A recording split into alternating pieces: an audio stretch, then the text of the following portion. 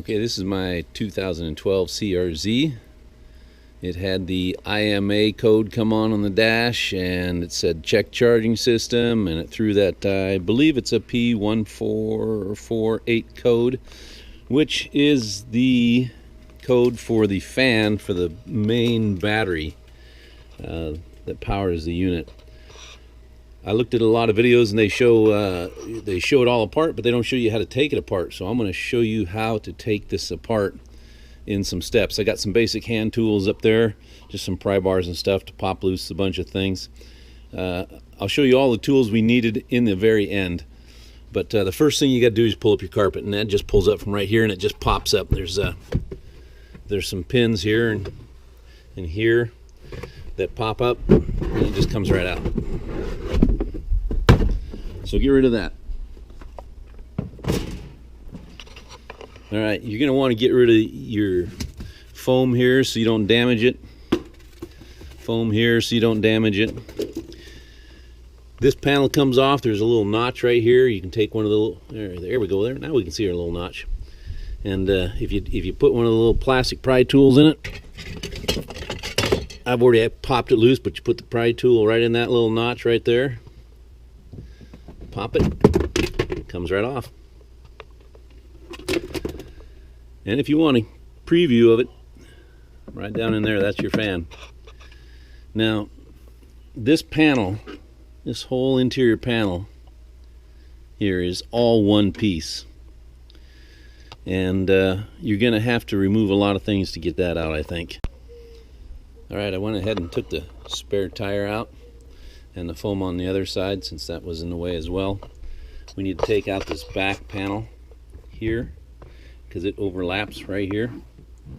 So we're going to pull this back panel out, and it just pops loose from the bottom. You can hear the snaps popping loose. There we go. Let's go. There's the pins that are holding it on. Hopefully they're all okay. We'll put them back on when we're done. Alright, so now we've got this back panel off, and I've identified that this plastic runs underneath this piece here. So I needed to pull it up. It starts from here, pops loose on both sides. Then you can pop loose the grommets on top. See if you can see them there. And that comes out. Now we're looking better. I'm just about ready to remove that whole panel over there.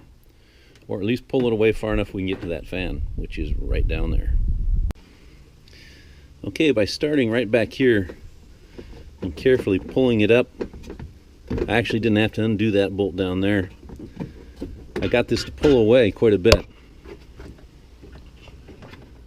It kind of sticks right down here. There we go. Now there's my fan motor right there, and the tube that goes back. The only pin I've broken is one that went in right here. It's a pink one. We'll get that one fixed or replaced.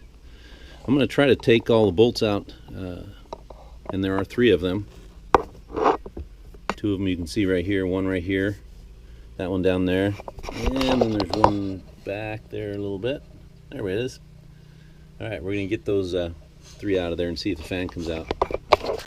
Alright, once I got the bolts all loose from over here, the 3 of them, I simply pushed this this way off this pin, the same thing off that pin there.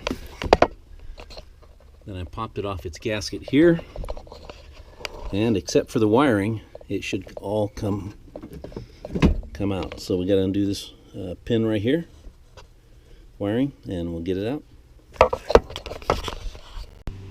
Alright, after some wiggling and some twisting, I got the whole thing on my bench.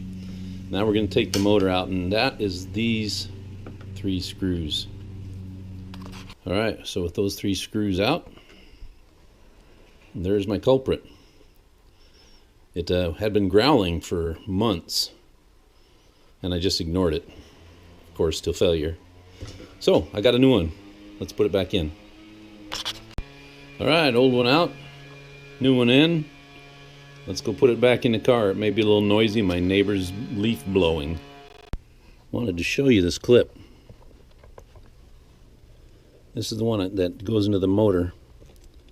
It has a small tab right where my thumb is. I don't know if you can see it. Let's get in close. There it is. If you push down on this tab, it pops right out.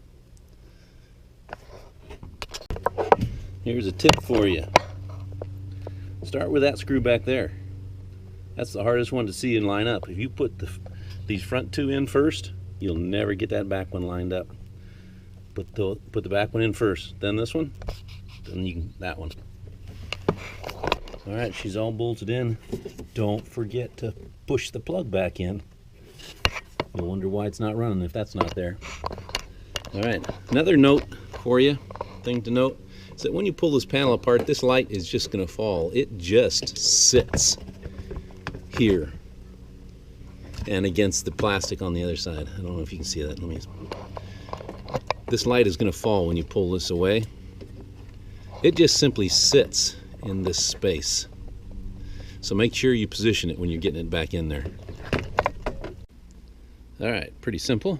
Reassembly in the reverse order. One of the things you should do that will help you is to count the number of clips you have. That way, as you're pushing along the panel where the clips were and you hear them pop, you'll count how many pops you hear, and you'll know that you've got all the clips pushed in. That works out really well, especially on this panel because there were so many of them across here. And then there's the 3 here, and then it hooks in down here.